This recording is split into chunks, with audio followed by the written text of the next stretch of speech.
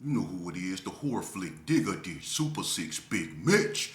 And I'm kicking in doors with all three O's. And I'm bringing 28s, 101s because we Vegas Suns, it's the Chronicles. And you in the Meadowlands. Yeah, you in the Meadows, man. And you already know what made me. 530. What that mean? Oh, that boy's a desert baby. Boom. Hubba dub scrub, 22-inch gold Dana days, and Big Bolo Yang, I can never sit on my claims. Welcome to Vegas Chronicles with the whole Super 6, Mr. Digger Ditch Big Mitch. And today, like any other day, y'all know what we do. We kick action with factuals with no additives or no preservatives, just raw and uncut like what? Like summer salsa, jazz, and crackers. You already know. Shout out to everybody that's been rocking with your boy, man. Shout out to everybody that's been supporting my platform, man. Before I get started, man, keep my family in y'all prayers, man. You know, we going through a lot of hardship right now. We in Vegas, man. And when it rains, it pours, man. You know, but keep my family in y'all prayers, man. You know, I'm going to be honest with you. Sometimes I just got to let go of it and let God take the wheel. You know what I mean? You know, but just keep my family in y'all prayers, man. But yesterday I did a video. It was part one to me being hot-headed and the situations that I found myself in from being hot-headed. And before I get into that, let me address something real fast. It's about the prison system in Nevada. If people not aware, you know, over the last month, 4 people in High Desert State Prison was unalived. You know, and since they moved the inmates, almost 2,000 inmates from Ely State Prison, which was old maximum security prison. It was opened in 1989. It's in the coldest part of Nevada. It's in Ely. You know, Ely is a small little town in Nevada, man. It's like the coldest part, but they have a prison over there that they used to house the maximum security inmates. Well, they shut that down, and they moved them to what they thought was a more secure location, which is High Desert. It's a more state-of-the-art type prison. It has more rooms. It's the biggest yard in the state of Nevada. It's right across the street from Indian Springs. You know, but unfortunately, that proved to be a big mistake because, you know, due to faulty locks, I guess shortages of staff, and just sheer inmate brutality, you know, people, you know, have been getting knocked down over that High Desert. You know, they came from Ely. And it all started, you know, when the Southsiders unalived, you know, the A-dubs up there in Ely. They took off on the A-dubs. Now, mind you, the A-dubs out here and the Southsiders used to have an alliance, the Unholy Alliance, just like they did in Cali. But obviously, that's over with because the shot caller for the A-dubs, the white boys, he was unalived and some of his people were unalived, you know. But the unaliving that's going on right now, like the 4 that just happened in High Desert State Prison, 3 of them was black and 1 was white. Plus, what people didn't know is that I think back in February, if I'm not mistaken, but back a little while ago, the police beat an inmate until he was unalived. And they tried to cover that up. So it's been going down in High Desert State Prison. Now, people been asking me, you know, my opinion on that. And it's just like what you see on the street and how bad things have gotten on the street. Things have really changed in the system from when I was up in there. And you know, when it comes to the black, there is no real structure. So to the mothers out there who have sons that's in them systems, you should be real worried because they don't have the manpower, the will, nor the wanting to secure your children, you know, or your sons safely in them prison systems, man. And I'm going to tell you something. If you notice, you haven't really been hearing about Hispanics being unalived. You see? And that's because they're methodical in how they move. You know? These cats is tampering with the locks and getting out their room and going in other inmates' room and unaliving them. And they don't care if the police see them. That's the new environment. When I was in there, it used to go down, especially when it was racial. But not to the extent to where you hear now. So you have to ask yourself, what the heck is going on up in there, man? If you got children that's in the prison system, you need to be inquiring about them, man, because what's going on in that system, man, it's wicked. It's wicked, man. It's just like these streets, man. These youngsters that went in the prison system, and because of the lack of structure up in that prison system, they just going haywire, man. And that's sad, man. That's sad because ain't nobody stepping up to try to squash that or quell that, man. Now the mothers You know, when they sons go in that system now the threat of them being unalived in there then elevated to a point now to where my advice to you youngsters, man, is to stay away from them prisons, man. For real. Stay away from them prisons. Because Las Vegas is not Las Vegas no more. And for some reason, people think, you know, when they state is off the chain, off the hook, and when people are being unalived, they wear that as a badge of honor. That's not a badge of honor. That's young black and brown boys. That's their blood that we spilling in the streets, man, and we walking around like we proud. What does that say about us, man? That's sad. And I'm going to get into that and what I really think is going on in that prison system that would drive the hostilities and the violence up to that point. Because when I got out, I witnessed it changing for the worse. Because the face, you know, of the prison system is changing. This is the state of Nevada, but I'm gonna be honest with you. This is a foreign state. Only about 6 or 7% of this population is real Vegas natives. That means 93% of our population is foreigners. So the face of the prison system is really changing, man. Even with the gangs, you got the Gersons, the Parus, and the Bloods, but the face of that is even changes because you got dudes out here that's talking about they from Gerson but claiming some 400 block, 4800 block. These guys be from Oakland. And they bringing their Oakland culture out here. And they intermingling it with Vegas culture. And they changing it, man. And it's happening in the prison system too, man. Everything is changing, man. You see? Just like the Nevada Hispanics went from being Nevada Hispanics, the face of the Nevada Hispanic changed from Nevada to 18th Street or Florencia. You see? Everything changing. But I'm going to get into that. Let's move on. I did a video yesterday talking about when I used to get into stuff, you know, that, you know, because of me being hot-headed, you know, and I'm going to be honest with you. I can think of a lot of incidents to where I got in situations because my mentality, you know, and what people don't understand, the reason why I was the way I was back then, I'm going to be honest with you. Not only did I grow up in a depressed area, not only did I grow up feeling a certain way, but I used drinking, alcohol, and drugs to pacify myself, to take my mind off of what I was feeling, you know. And when I was in them drunken states or drugged out states, I was doing things. It's because I was smoking, you know, a drug I was smoking that water before a lot of people were smoking it. I used to hide and do it, you know. But it had a dramatic impact on my mind because my mind wasn't even developed yet, and I wasn't giving it a chance to develop. I was drowning in alcohol and drowning in powerful drugs, man. And I was running around with older guys that I shouldn't have been running around with, man. And it took a toll on me, man. And I'm just telling you the honest to God truth. That's what happened to me.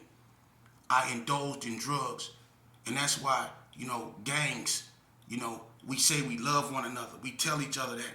Well, if my big homies love me, if they had respect for my father, why would they give me those powerful drugs? Why would they even offer me alcohol? Why did they make me go in the house, insist that I go in the house when they was out there 2 o'clock in the morning, when I was just 12 years old? You know, why they didn't try to shun me away from, you know, pistols? Why they gave me the pistols because I was young?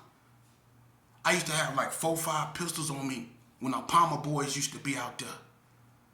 You know, I used to have 4 or 5 guns on me and be standing right there in front of them. The Palmer boys. You see?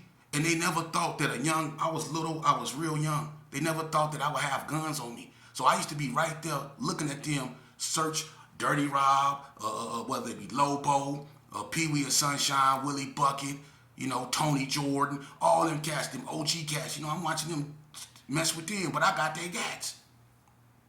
You see? And then I used to be around there playing with them. I could have blew off my little package. I could have shot somebody else's kid. But this is the mentality that I was growing up with. But I'm going to tell you what happened from being hot-headed. In 1989, the police in Herbert Gerson put a substation up in there, right? And they started 86ing everybody. I spoke on that. They really did. They was tripping. When they first put that substation up in there, they used to walk around, man, And if we do something, they used to take the basketball rims down. They'll come up in a boys club, man, and they start 86ing us. You know, they was being real disrespectful, man. You know, so all the Gersons was scattering. You know, it wasn't nobody in the G's like that.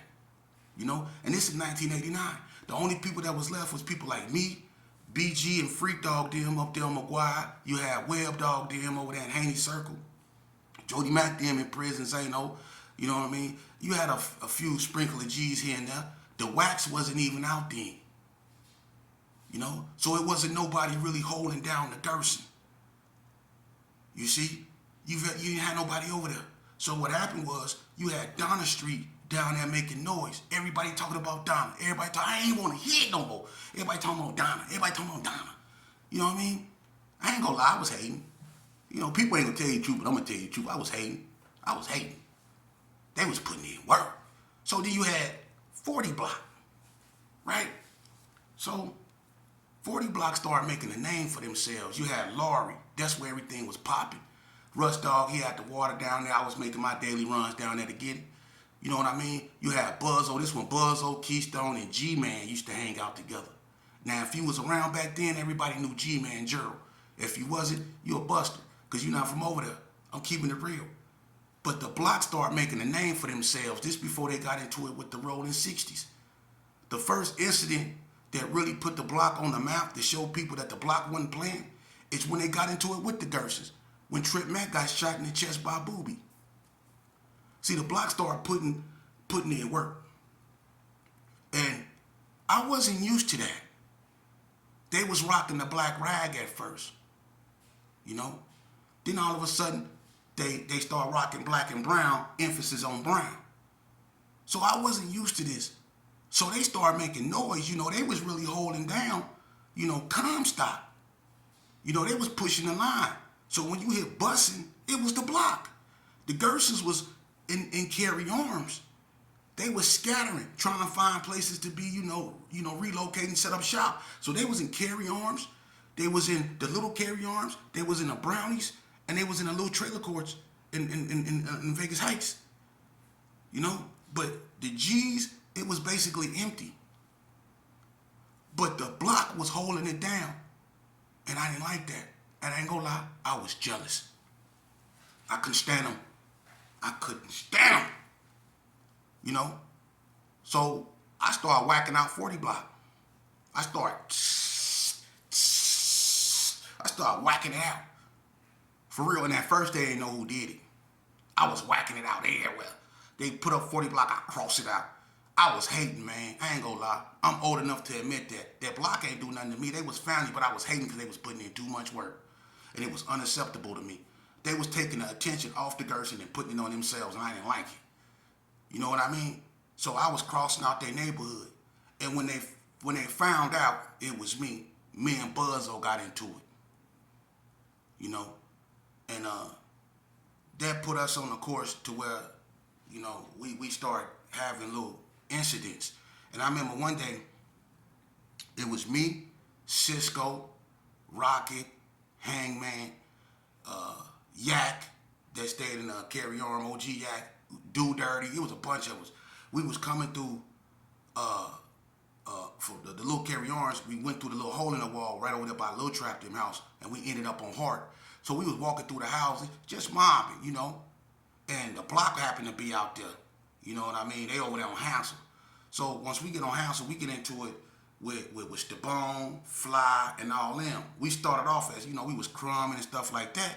Then Fly and Cisco got into it. Cisco was a Hispanic. He was the first Hispanic from the Gerson, Cisco. A lot of people don't remember him. They remember Polo and Vato, you know, but Cisco was the first one. But Cisco and Fly from 40 Block got into it, right? Now this when I really say, you know what, it's on with these cats. You know, once they got into it, you know, Fly was drunk. That's all the Block used to do, drink Wild Eyes Rose 2020, Mad Dog 2020, and they get into it with people. You know what I mean? And Buzzo, he had hands, you know? So you get into it with Bob back then, 9 times out of 10, you might as well bring your pillow because you're going to sleep. Buzzo go put them paws on you, for real. So people was kind of annoyed at Buzzo. He was a bully back in the days. Bob was a bully, you know. But anyway, Cisco and Fly get into it, you know, and they get to scrapping. And I ain't gonna lie. And I tell Fly in his face, Cisco was getting the best of Fly, right? And Stabone Coleon, he kind of, you know, grabs Cisco, and I grab Stabone, and I got fired on. Bam! I don't know who hit me. It didn't matter. Because once I was up out of there, I'm going to get that thing. They bombed on me. That's when I knew right then, you know, the block, they wasn't playing. You know, and then Buzzo got on the house and they blew on us. Me and Bam Bam. So we was going back and forth. You know what I mean? So it all came to a head one day. You know, when they blew on me and Bam Bam, we was crossing the street going in to carry arms with this female named Chicken Head. Her name was Chris. We was going to her house. Buzzo was on top of his house with a 223, and he got at us. You know, I was done with that. You know what I mean? I talked to some of my OGs, and they told me to leave it alone. They was gonna go over there and holler at them that was family. I wasn't feeling that. They just blew on me, man. So I went and I got my little cousin bike. You know what I mean? And I knew that they used to build a Dodo house on Laurie, all the way down the street. If you go on Laurie, you go all the way down the street. Dodo had a mama named Bebe. Dodo, Bebe, Boom Dog, and they had an older brother. They got a little brother named D-Half, all of them, that's family. But the block used to be over there. So I went down Laurie one day and I was on the bike. I was zigzagging in the street on the bike. You know what I mean? And when I got close up on them, I had that 5.7. I had a flame about that long coming up out of it. Boom, boom, boom, boom, boom, boom, boom, boom. I got right back at them. You know? But remind you, all this started because I was jealous. And I was whacking out 40 block. The block never did nothing to me. They never did nothing to me. I was jealous. I was jealous of the fact that when I used to be on 40 block and I used to be around them cats, them dudes was in sync. If you try to come over there and do anything, it don't matter what it was. Them dudes was throwing each other pistols. They knew what to beat to get right at you. They was so in sync, and they had so much love for one another. When they crossed the street, they deep, they watched. I liked how they was in sync with each other, but I was jealous because we was out of sync. The Gerson. I ain't gonna lie, I was jealous of Donna. I was hating, man. And hating made me a hothead. You see? Think about that. I was hating because I wanted to do more dirt than them to my own people. Think how messed up my thinking was. I was jealous of these cats because they was putting in work on black people more than I was. They was hurting black people more than I was, and I was jealous of that. So think about what my mind was. And that made me a hothead, man. But when I drove that bike down there and I bust on them 40 block dudes, I opened another can of worms because they tried to catch me putting my key in my door. And I remember Londa K. She stayed 2 doors down from me. She stayed on the corner, on the opposite end of 30 Rob in Gearing Circle. And she was coming over there trying to talk to me. And I swear to God, if she wouldn't have distracted me, they probably would have had me. Because when I turned to start talking to Londa K, the block started blowing on me. And they hit the clothesline pole. One of the bullets said, boom! And she said, ooh, they shooting. And Londa K took off running. The block tried to ambush me in front of my door. We was really into it. The situation was no good. No good, remember that? Remember that? No good. What's happening? The situation with you in my backyard right there on Bell's Hop. It was on with these cats and they family. You know, when Tripp seen that yellow glass house that Boogie used to be in, he was at it. But I was jealous of them cats, man. Because the Gerson was out of sync. But that jealousy, it started almost a war, man. And if cooler heads wouldn't have prevailed, that could have been ugly. But being a hothead or being a hater, you see? That's why I tell you youngsters, man, when you sign up for this, you might don't even put your name on the dotted line, put failure, because that's what you signing up for. And it's hard to come up from up under this, man. Look at what's going on these streets. This stuff don't just affect you. It's going to trickle down and affect your son, his son, and so on and so forth, man. When you join the gang, you cursing yourself. You cursing your lineage, should you have one. If you join the gang, man. I can't stress this enough. I plead with you just like y'all moms plead with you. And your mama, she's a woman. She has an intuition. And that wisdom she try to give you, the things she see before you go through them that you take for granted, your mama tell you, when you bring your friends over her house, she tells you, I don't like that boy. You stay away from that boy. That boy ain't no good. We brush it off. We don't look into what she said. We just think she old. We think she hating. We think she mama. But we don't know that she trying to tell you and warn you. Next thing you know, you sitting in that cold, cold room looking at officer such and such. You got one officer talking to you. You got one officer staring at you. You see? Now you want that wisdom mama used to teach you. Or try to get to you. Just like I'm trying to get to you. Don't be no hothead like me. Don't be so quick to risk it all, man. Don't be so quick to risk it all. Don't do that, man. Life is precious, but yet it's so fragile. And we got to quit taking it for granted. We got to quit taking people we love for granted because God is calling them home, ain't he?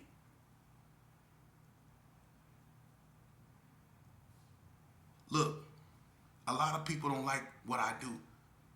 They don't want this positivity out there. And the people that don't want this positivity out there, they the ones that ain't never been through nothing.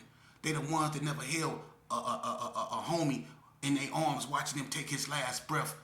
They never seen the cries of a mother who's trying to get to her son that's under a seat and the police trying to hold her back.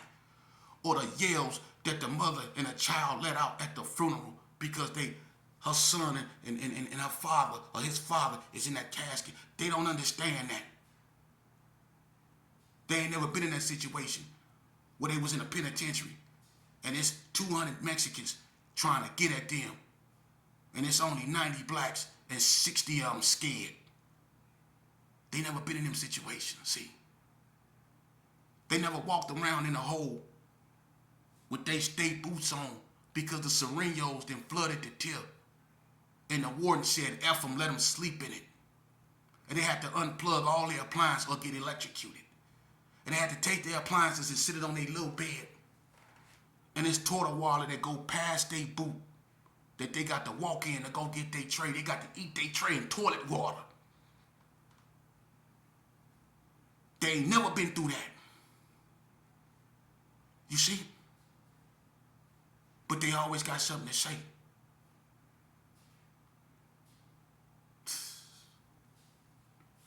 And you know what? Them be the same cats. Look, remember back in the days when you had that homie that used to, people used to be out there messing with them smokers, and you got, you know how you used to be out there doing your little trick thing, and you got the one homie that used to make love to the smoker?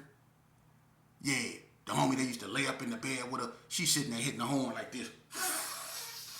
He's sitting there looking at her like this. I'm going to take you away from this. I'm going to put you in the lack. He's sitting there looking at her while she hitting the horn. Oh, I think I love you. Telling a smoker that. We all had a homie that be doing that, huh? And she's sitting there tweaking, doing this. They took all the cotton out the pillow. Doing this. Mm-hmm. You gonna take me away from this? He over there like this. Mm-hmm. And them be the same ones y'all be letting hit y'all 40. Man, get the... I'm gonna tell you something, man. You come on this channel right here, you gonna get the uncut version like summer sausages and crackers, man. You youngsters are worthy of living, man. I can't preach to you enough. I don't get up on here and put my face on this camera just to do it because I like to do it. God left me here to do this. And the day I stop doing this, he gonna call me home. I'm not special. I'm here and he left me here to deliver a message for the ones that choose to listen. Because one way or the other, you gonna learn. You can take it from someone that's been there. If I've been to hell and I tell you it's hot, why would you want to go there? Or you can let life teach you. But either way, you go learn. I can sit here and I can talk about how this neighborhood was wiped out by this neighborhood. and what role the police played in dispersing and disrupting gang activity. I could talk about that to the second coming. But what's that's gonna solve? Is that's gonna stop little black boys from unaliving little black boys? Is this gonna stop little black boys from disrespecting their mothers, from disrespecting themselves, from disrespecting women? Is this gonna stop youngsters from going to school and being disruptive? You see, we got to make it make sense. I wish it was more people that stood with me. But I understand, because God told me when he put me on this message, I ain't gonna need nothing because I got angels standing on the side of me. You see? And my message to these youngsters is, you can quit what you're doing right now. I'm gonna tell you something. This right here will never define you. It's just an impulsive action that we choose to act upon. That right there. This right here, when you choose to use it, is what's gonna define you. Because what you think, you manifest with your hands. What you think, you bring into manifestation with your hands. So you can use these right here to help, heal, or hurt. But this is what's going to define you, the way you think. Don't never let nobody tell you anything other than that, bro. Your flesh can never define you. That's the weakest of you. So being black, brown, or white will never define you. Being buff will never define you. The way you think will define you. And what you youngsters need to start doing is thinking instead of reacting. Quit following trends.